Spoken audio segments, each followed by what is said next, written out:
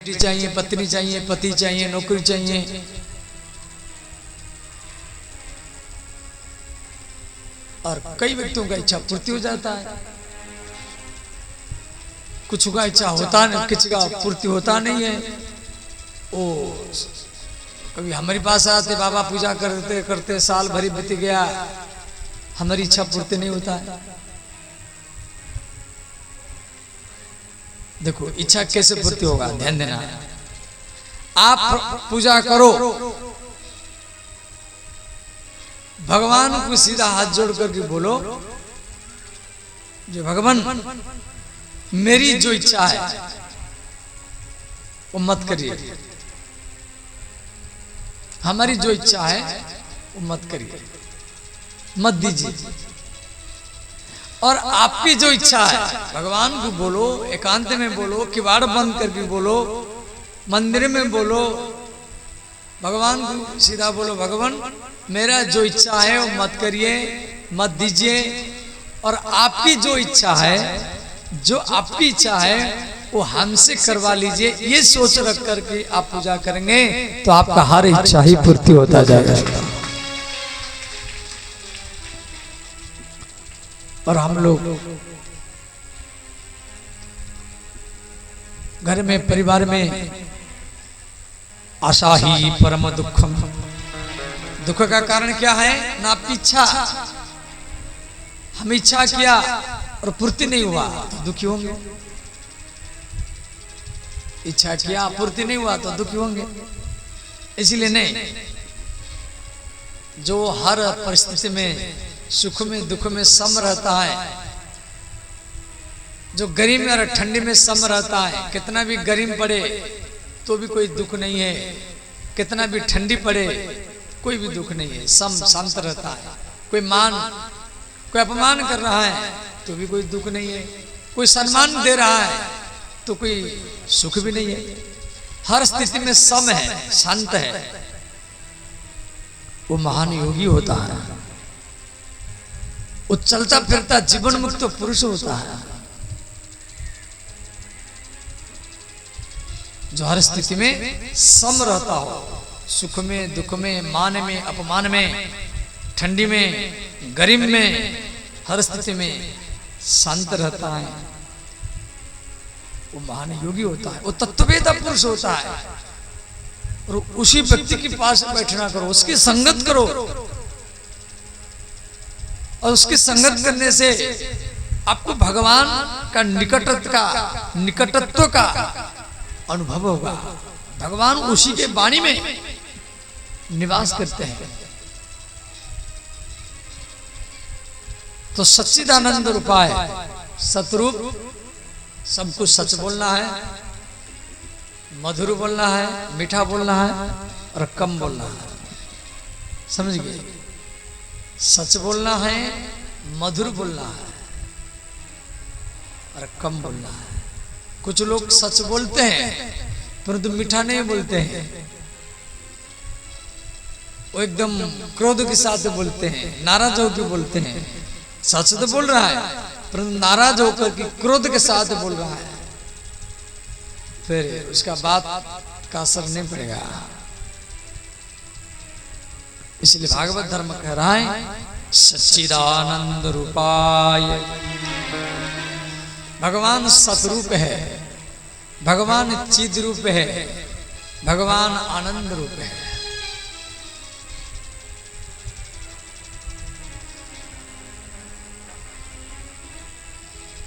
विश्वोत्पत्त्यादि Hathaway, विश्व की उत्पत्ति, पालन और संहार तीनों का कारण कृष्ण है।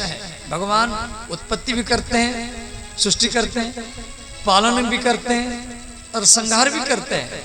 अब आप देख लिए धराली, अभी 2-4 दिन की 5 दिन की बात है, धराली में उत्तराखंड के गुप्त काशी धराली में अचानक बादल फटा और पानी बहता हुआ आया, उसमें कंकड़, बड़े बड़े पत्थर पेड़ से बहते हुए आए और पूरा को पूरा गांव जहां 4-4 मंजिली बिल्डिंग था, वो सारा 4-4 मंजिली बिल्डिंग वो मिट्टी में डूब गया। ये तो भगवान की कृपा है। उसी दिन उनका कोई उत्सव चल रहा था वो गांव में बगल में, इसलिए ज्यादातर लोग को उत्सव में थे। फिर भी इसमें कई सौ आदमी दबे हैं मिट्टी के अंदर में, 40 फुट 30 फुट नीचे है। जैसे भी खोद रहा है, कैमरा लग रहा है उनको निकालने के लिए। तो ये तो अचानक जैसे केदारनाथ में 2013 में बादल फटा, पूरा लाखों संख्या में गांव को गांव डूब गया, नदी में बह गया। तो भगवान, अब कोरोना के समय आप लोगों तो देखे, कोरोना के समय में 5 लाख आदमी मरे भारत के 2020 में 2021 में। और तो भगवान पालन भी करते हैं, सृष्टि भी करते हैं और संहार भी करते हैं, समझ गए।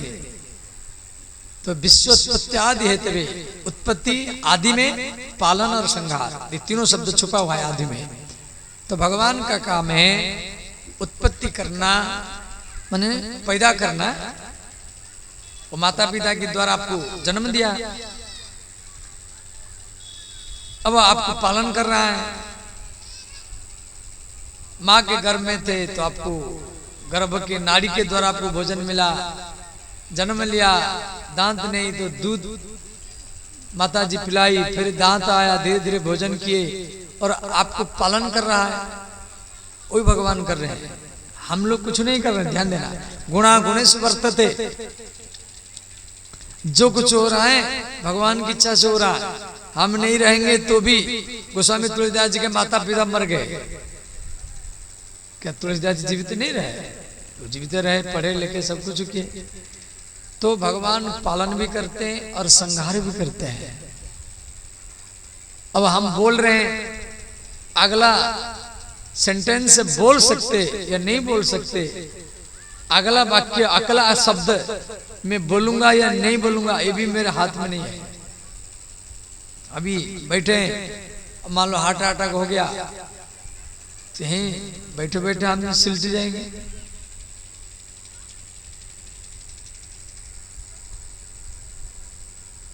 बहुत में देखा हार्ट अटैक वाले अरे अभी तो बोल रहा था कैसे चला गया। अरे कल में देखा उसके साथ बात कर रहा था और आज कैसे मर गया, हार्ट अटैक हो गया। अरे वो लाठी में बैठा और वहीं पे हार्ट अटैक हो गया। तो खाना पीना ये आपके हाथ में है, परंतु आपकी जो हार्ट है, जो हार्ट चल रहा है या किडनी चल रहा है, ये आपके हाथ में नहीं है, ये राम जी के हाथ में है, ये भगवान के हाथ में। आपके हार्ट जो चल रहा है इसको आप अपनी इच्छा से चला नहीं सकते, ये भगवान के हाथ में है। इसका रिमोट कंट्रोल भगवान के हाथ में। इसलिए हरदम हर क्षण हमको भजन करना है, भगवान की कथा में मन को लगाना है। ये मन बड़ा दुष्ट है,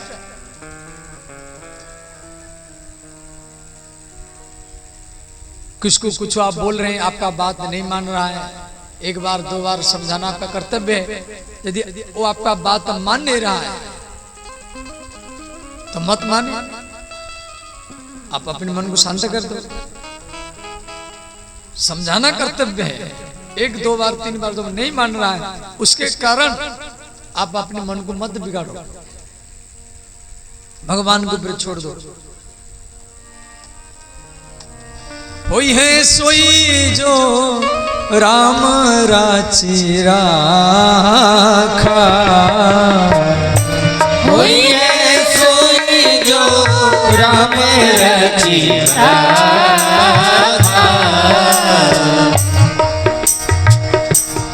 होई है सोई जो राम रची राखा। होइए सोई जो राम रची राखा। को करी तरक बढ़ावई साखा। को करी तरक बढ़ावई साखा। को करी तरक बढ़ावई साखा।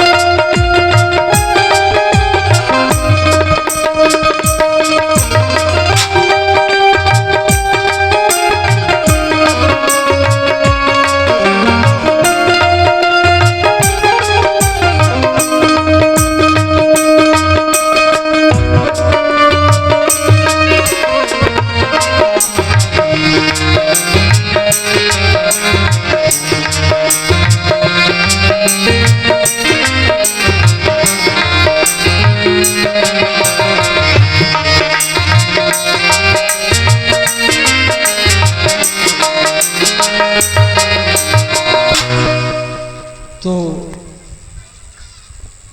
तापत्र विनाशाय, तीनों प्रकार के ताप को नष्ट करने वाले भगवान श्री कृष्ण को हम प्रणाम कर रहे हैं। इस श्लोक में दूसरा श्लोक में दिया गया है, निगमम कल्पतरोर गलितम फलम सुखमुखात अमृत द्रवशयितम पिबत भागवतम रसमालयम मुहुरहु रसिका भुवि भावुका। ध्यान देना, श्री भगवान महादेव उनके अनुपस्थिति में श्री नारद जी कैलाश में पहुंचे। पार्वती को बोले, हे देवी, भगवान महादेव कहाँ गए? पार्वती माता बोली, कहाँ गए? बोल के नहीं गए। नारद जी बोले, देवी बताओ, शिव जी के गला में जो मस्तक है वो किसके है? तो माता पार्वती बोली, ये तो हम बता नहीं सकते किसके है। तो नारद जी बोले, आज भगवान महादेव आएंगे तो आप पहले प्रश्न करना, उसके बाद में बातचीत करना। इतना कह करके नारद जी चले गए। शिव जी आए तो माता पार्वती हाथ जोड़ करके प्रश्न की, है नाथ, आपके गला में ये जो मस्तक है किसका है? तो शिव जी बोले, देवी, ऐसा प्रश्न तो आज तक आप कभी नहीं किया। तो क्या यहां पर नारद जी आए थे? तो पार्वती माता बोले, हाँ नारद जी आए थे। भगवान महादेव अंतर्यामी है, वो समझ जाते हैं नारद जी की क्या लीला है। तो शिव जी बोले, देवी, मेरे गला में जो मस्तक है सब आपकी है। पार्वती माता बोली, मेरे मस्तक आप गला में क्यों धारण करते हैं? शिव जी बोले, देवी, मेरा तो मृत्यु होता नहीं, मैं मृत्युंजय हूं, और आपका मृत्यु होता है तो आपके मरने के बाद में आपके मस्तक में गला में धारण करता हूं। तो पार्वती माता प्रश्न की, नाथ, आपका मृत्यु होता नहीं है और मेरा मृत्यु होता रहता है। कभी मैं सती के रूप में जन्म लेती हूँ, पिहर घर में जाकर के दक्ष प्रजापति की यज्ञ कुंड में अपनी शरीर को त्याग करती हूँ, फिर पार्वती के रूप में हिमालय की बेटी के रूप में जन्म लेती हूँ। तो मेरा बार बार मृत्यु होता रहता है और आपका मृत्यु होता नहीं है, इसका क्या कारण है? भगवान महादेव बोले, देवी, मेरे पास में अमर कथा है, जिस कथा को सुनने के बाद में व्यक्ति मरता नहीं है। तो माता पार्वती बोली, आप मुझे अमर कथा सुनाइए। शिव जी बोले, कैलाश में नहीं, इसके लिए अमरनाथ जाना पड़ेगा। बोलिए श्री अमरनाथ भगवान की जय। श्रीमद् भागवत महापुराण की जय। भगवान महादेव माता पार्वती को अमरनाथ गुफा लाए। अमरनाथ गुफा भारत में है, जम्मू कश्मीर में। तो शिव जी पार्वती को बोले देवी ये कथा में केवल आपको ही सुनाऊंगा, दूसरी को नहीं। इसलिए सावधान। शिव जी क्या किए, अपनी त्रिशूल को भेजे, जैसी वन में जितना सब पशु पक्षी सबको भगाओ। तो वहां पर एक सुगार सुगी रहते थे। तो उन्हीं के मिलन से एक अंडा जन्म लिया। अंडा, वो अंडा कोई साधारण नहीं है। स्वयं गोलक धाम का सुगा, माने जिसको राधा रानी अपनी गोदी में बैठा करके भागवत रटाई है, वही सुग पक्षी अमरनाथ वन में उस सुगा सुगी के परिवार में अंडा के रूप में आकर जन्म लिया था। भगवान शंकर जी का त्रिशूल जब सबको भगाया, वो सुगा सुगी को भगाया, परंतु अंडा तो भाग नहीं सकता, अंडा तो उड़ नहीं सकता। अंडा उसी जगह में पड़ा रहा।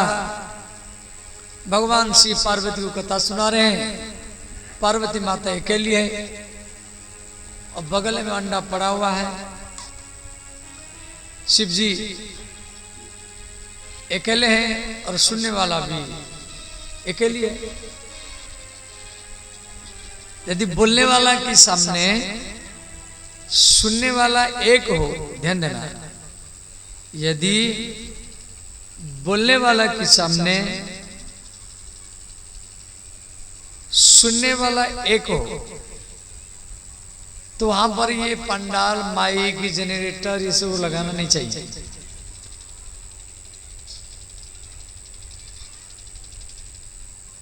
समझ गए? वहां दीपक जला करके कथा हो जाएगा, पेड़ के नीचे हो जाएगा। पंडाल, माइक, जनरेटर का कोई जरूरत नहीं है, कोई सुनने वाला एक है। परंतु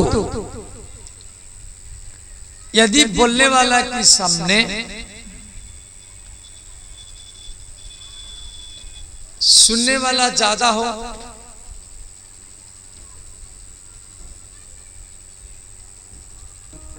तो वहां पर पंडाल, माइक, जनरेटर लगाना पड़ेगा। जैसे मैं बोल रहा हूं, अब इतना व्यक्ति अब बैठे, आज पहला दिन है, कल दूसरा दिन होगा, परसों तीसरा दिन, जैसे दिन बढ़ेगा ऐसे श्रोताओं की संख्या भी बढ़ेगा। जितना दिन बढ़ता जाएगा इतना श्रोताओं का संख्या बढ़ता जाएगा। तो बोलने वाला के सामने सुनने वाला ज्यादा हो, सबके कान तक आवाज कैसे जाएगा? उसको माइक लगाना पड़ेगा, सबके बैठने की व्यवस्था करना पड़ेगा। और जैसे ये वर्षा ऋतु है, वर्षा ऋतु तो ही है, और उमस वाला वर्षा, बारिश नहीं होता उमस आएगा, तो आधा पंडाल वाटर प्रूफ है और आधा पंडाल ऐसे ही है। जानकी बना गया। अब पूरा पंडाल को यदि हम बंद कर देंगे, जैसे हम बंद पंडाल में ज्यादातर कथा करते हैं, सब गर्मी लगेगा, उमस आएगा, समझिए। और पंडाल, आधा पंडाल वाटर प्रूफ किया गया, इसीलिए बारिश होगा तो लोग कम आएगा। आधा पंडाल इतने में तो 1000 आदमी आ जाएगा। मंच इतना बड़ा है, इसी में 2 से 3 से 4 आदमी बैठ जाएगा। ये कैमरा के सामने इतना जगह है, फिर आगे भी, समझ गए? तो इसी टेक्निक से ही आधा पंडाल किया गया वाटर प्रूफ, और बाकी ऐसे कपड़ा लगा दिया गया। तो बोलने वाला के सामने यदि सुनने वाला एक हो, तो वहां पंडाल, माइक, जनरेटर लगाना नहीं चाहिए। परंतु सुनने वाला को हूंकार बीच बीच में भरना पड़ेगा। जैसे बोलने वाला बोलेगा तो सुनने वाला अकेला है तो हूं ऐसे ऐसे बीच बीच में बोलना पड़ेगा। यदि सुनने वाला हूंकार नहीं भरेगा तो बोलने वाला कथा बंद कर देगा। और बोलने वाला के सामने यदि सुनने वाला ज्यादा हो, जैसे हम अकेले हैं और आप इतना व्यक्ति सुन रहे हैं और आप सब मिलकर के बीच में बोलेंगे हूं, तो कथा में बाधा पहुंचेगा। तो वहां पर हूंकार भरना मना है, समझ गए। तो यहां पार्वती अकेली है, वो हूंकार भर रहे हैं। भगवान महादेव जी कथा सुना रहे हैं, सुनाते सुनाते दशम स्कंद की कथा चल रही है। तो महाराज की कथा भगवान श्री धाम वृंदावन में महाराज कर रहे हैं। गोपी गीत की प्रसंग चल रहा है।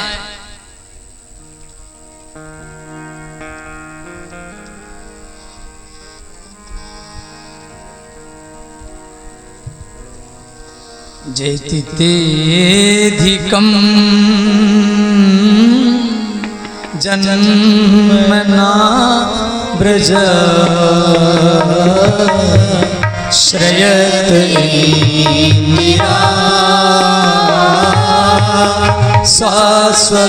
शाश्वतद्रवी जयति तेधिकं जन्मना ब्रज श्रयत इंदिरा शाश्वतद्रवी गईति दृश्यता दीक्षितावका त्वयि धृता सवा त्वां विचिन्वते गईति दृश्यता दीक्षितावका त्वयि धृता सवा त्वां विचिन्वते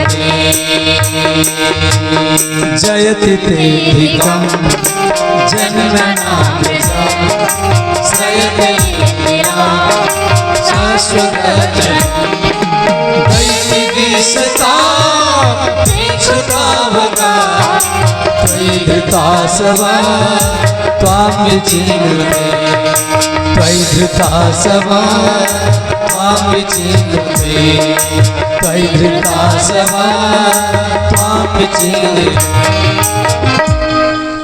ये गोपी गीत है भागवत के दशम स्कंद 31वां अध्याय प्रथम नंबर श्लोक। इस प्रकार ये 19 श्लोक है और सब श्लोक संस्कृत में है, हिंदी में नहीं, संस्कृत भाषा में है। आपको समझने में थोड़ा कठिन होगा। और ये सब प्रसंग भगवान महादेव माता पार्वती को सुना रहे हैं। और महाराज के प्रसंग सुनते सुनते पार्वती माता का मन महाराज के प्रसंग में डूब गया। मैंने कथा सुनते सुनते सुनते सुनते कथा के प्रसंग में मन लीन हो गया। मैंने अपना मन को भूल गई, बुद्धि को भूल गई। जब मन भूल गई, मन को भूल गई, बुद्धि को भूल गई, इंद्रियों को भूल गई, तो हूंकार भरना भी भूल गई। भाई व्यक्ति जब मन भूल जाएगा, बुद्धि को भूल जाएगा, इंद्रियों को भूल जाएगा, तो व्यक्ति हूंकार बोलना भी भूल जाएगा। व्यक्ति हूंकार भरेगा जब मन में सुनेगा। मन है, बुद्धि भी नहीं, वो भगवान में लीन हो चुका है। और हूंकार भरना जब बंद कर दी वो जो सुगा अंडा के रूप में पड़ा था, वो अंडा से सुगा जन्म ले लिया, वो भी कथा सुन रहा था। और वो देखा पार्वती माता होंकार भरना बंद कर दी, भगवान महादेव कथा सुनाना भी बंद कर देंगे। तो उस सुगा ने क्या किया, वो होंकार भरना चालू कर दिया। बोलने वाले को क्या चाहिए, इतना ही चाहिए, कोई होंकार बोले वो बोलेगा। तो अंतिम में अमर कथा माने भागवत कथा, अमर कथा को भागवत कथा कहा जाता है। तो अंतिम में कथा विश्राम हो गई, भगवान महादेव कथा बंद कर दिए, पार्वती माता की समाधि टूटा। पार्वती माता बोली, नाथ मैं भागवत के 10वें स्कंद 31वां अध्याय तक ही कथा सुना हूं, आगे की कथा तो हमने नहीं सुना, और आप कथा बंद कर दिया। शिव जी बोले, हम तो सारा कथा सुना दिया। तो पार्वती बोली, मैं तो नहीं सुना। तो महादेव जी बोले, पहले हुंकार कौन भर रहा था? अब इसी प्रसंग से मालूम पड़ता है जब महादेव जी भी आंख बंद करके शायद बोल रहे थे, भाई आंख खोल करके बोलते तो मालूम पड़ जाता जब पार्वती हुंकार नहीं भर रहे, कोई दूसरा बोल रहा है। वो भी आंख बंद करके शायद समाधि भाषा में बोल रहे होंगे, इसलिए उनको मालूम नहीं पड़ा हुंकार कौन भर रहा है। तो हुंकार कौन भर रहा है, देखो देखो कौन सुन लिया, ये तो मैं आपको ही सुना रहा था। तो बट वृक्ष के ऊपर एक सुगा बैठा है,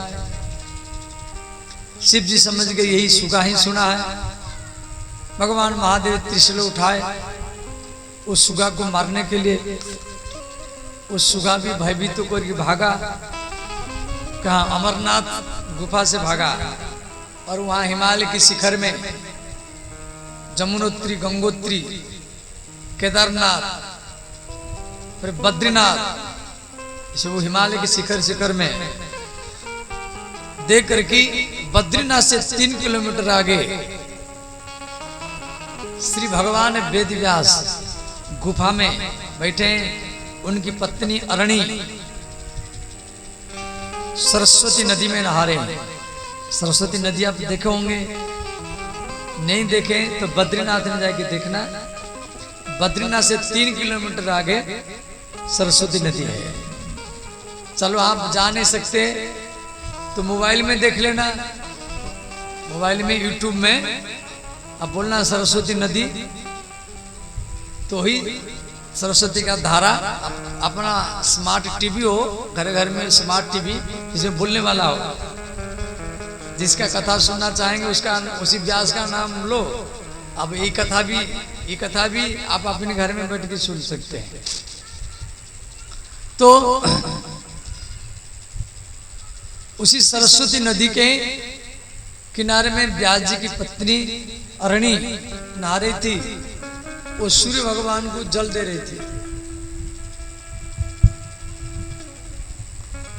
कि सूर्य भगवान प्रत्यक्ष भगवान है जो व्यक्ति को दिखाई देते हैं, इसलिए सूर्य को ओर खड़े होकर के कभी भी मलमूत्र कुला दांतुन सब करना नहीं चाहिए। जो सूर्य की ओर खड़े होकर के मलमूत्र कुला दांतुन करता है वो कोई ना कोई बीमारी में पड़ता है। तो अरणी सूर्य भगवान को जल दे रही थी, ये सुगा ने क्या क्या छोटा सा रूप बना करके उसके मुख में चला गया। तो शिव जी देखे, अरे ये स्त्री के मुख में चला गया।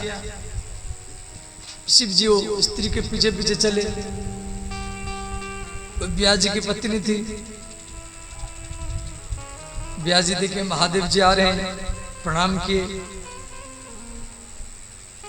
तो व्यास जी बोले, महादेव मैं आपकी क्या सेवा करूं?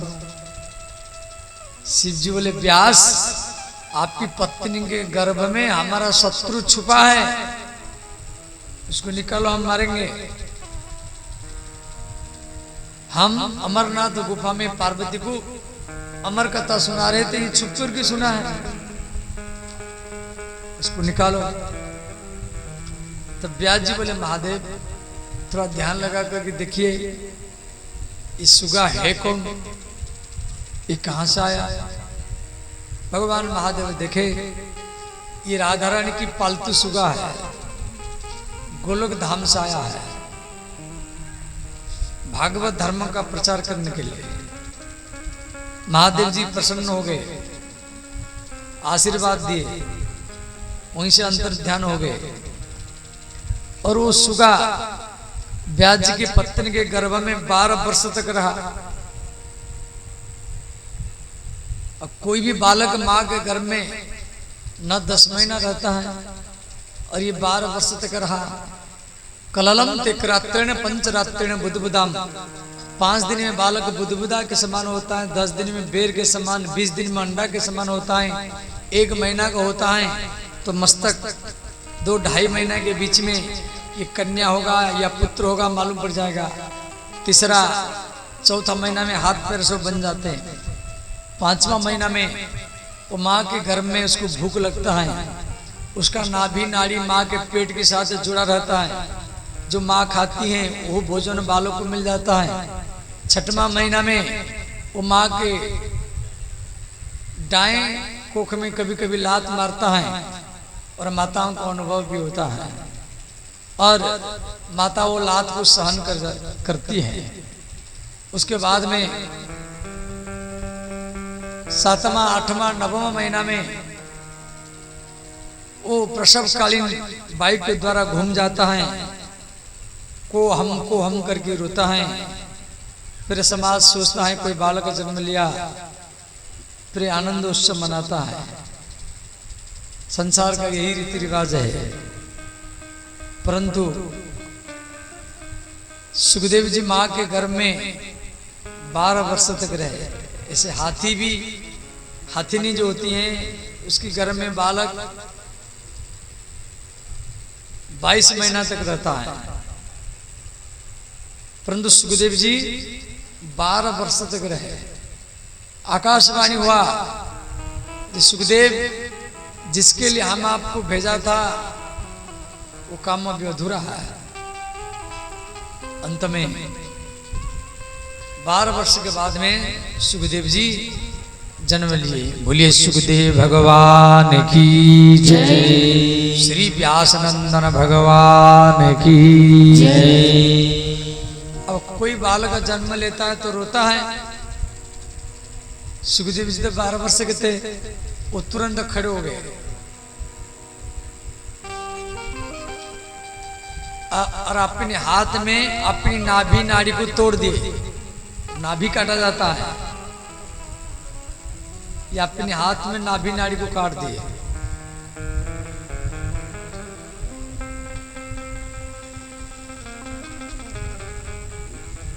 श्री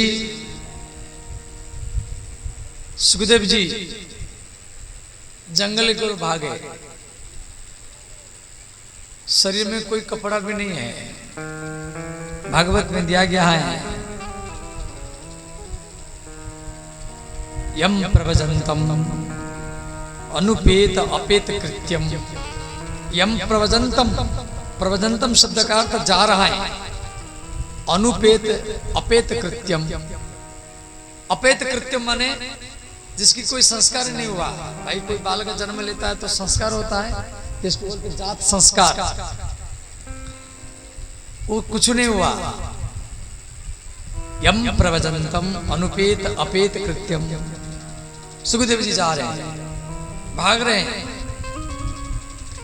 दैपायन विरह कातर आजुहाव। दैपायन माने व्यास। दैपायन शब्द का अर्थ है दीपम अयनम यस्य सह इति दैपायनः। दीप माने चारों तरफ जल हो, बीच में मिट्टी हो। चारों तरफ जल हो, बीच में मिट्टी हो, उसको बोलते दीप। जैसे बीच में रुई है, बत्ती है, बाती, चारों तरफ तेल है, तो उसका नाम है दीप, दीपक। तो चारों तरफ पानी हो, बीच में पहाड़ हो या मिट्टी हो, उसको बोलते हैं दीप है। तो दीपम अयनम, उसी द्वीप में व्यास जी जन्म लेते, इसलिए उनका नाम है द्वैपायन। द्वैपायन विरह कातर आजुहाव, विरह में आजुहाव रो रहे हैं, हे पुत्र हे पुत्र हे पुत्र, कहां जा रहे हैं? जो मां आपको 12 वर्ष तक गर्भ में धारण किया और आपके पीड़ा को सहन किया, वो मां को तो एक बार मुख दिखाओ। वो आशा लगा कर बैठी है मेरा पुत्र ऐसा होगा, फिर भी सुखदेव जी मुख नहीं घुमाए। अंतिम में व्यास जी बोले, पुत्र हम आपके पिता होंगे, हमको तो मुख दिखा दो, हमको तो मालूम पड़ जाए हमारा बेटा ऐसा है। फिर भी सुखदेव जी मुख नहीं घुमाए। इतना वैराग्य है, ध्यान देना, इतना वैराग्य जी मेरे माता पिता मेरा मुख देख न ले, मेरे माता पिता मेरा मुख देख लेंगे तो मुझे जंगल में जाने नहीं देंगे, मैं बंधन में फंस जाऊंगा, फिर वो संसार चक्र में पुनरपि मरणम पुनरपि जन्मम पुनरपि जननी जठरे शयनम, बार बार जन्म लूंगा, फिर मरूंगा, फिर जन्म लूंगा, फिर मरूंगा, इसी चक्कर में फंसा रहूंगा। इसीलिए सुखदेव जी बिल्कुल मुख नहीं घुमाए, चलते गए चलते गए चलते गए चलते गए। दैपायन विरह कातर आजुहाव पुत्रेति तन्मयतया, पुत्रेति पुत्र इति पुत्र इति, हे पुत्र हे पुत्र हे पुत्र, तन्मयतया।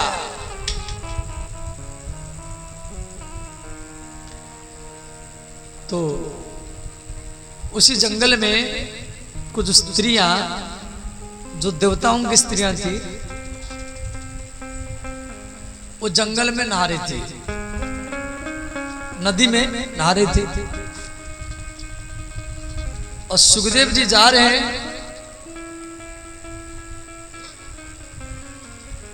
सुखदेव जी के शरीर में कोई कपड़ा नहीं है,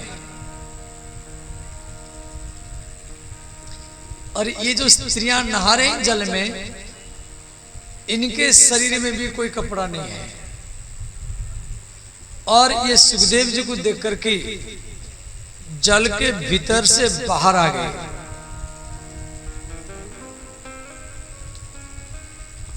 और व्यास जी को देख करके जल के भीतर चल गए। तो व्यास जी प्रश्न किए, जो देवियों मेरा पुत्र सुखदेव,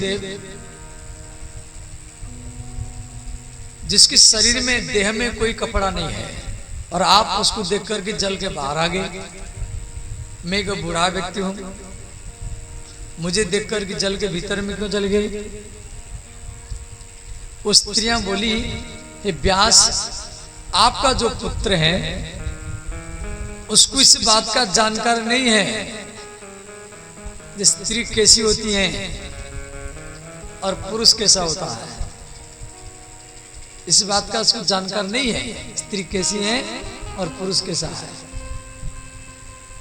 वो निर्विकार है, बच्चा जैसा है, छोटा बच्चा है, बच्चा को थोड़ी मालूम है स्त्री कैसी है पुरुष कैसा है। तो उसको देख करके हमारा विकार चला गया और हम जल के ऊपर आ गए, परंतु आप कपड़ा पे रखे, आपको देख करके हमारे मन में विकार आ गया, तो हम जल के भीतर चले गए। ओ सुखदेव, जिनको स्त्री और पुरुष का ज्ञान भी नहीं है, वो भागवत के वक्ता है, श्रोता यम प्रवचनतम अनुपेत अपेत कृत्यम दैपायनो विरह कातराजुहाव पुत्रेति तन्मयतया तरव अभिनेदु तम सर्वभूत हृदय मुनिमान तस्मि। सर्वभूत हृदयम, तो उसी जंगल में जितना पेड़ थे, प्रत्येक पेड़ से सुखहम सुखहम सुखहम सुखहम सुखहम, हर पेड़ों से ये आवाज आने लगा।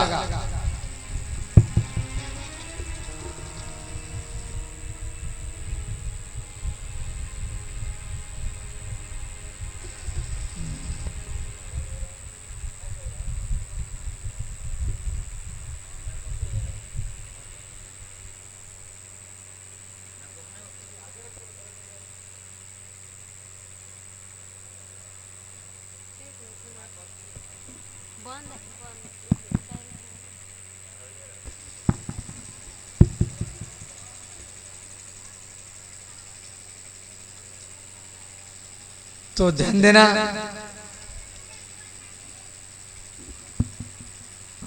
तम सर्वभूत हृदय मुनिमान तस्मै, उसी जंगल में जितना भी पेड़ थे, प्रत्येक पेड़ों से, फलों से, पुष्प से सुखम सुखम आवाज आ रहा है।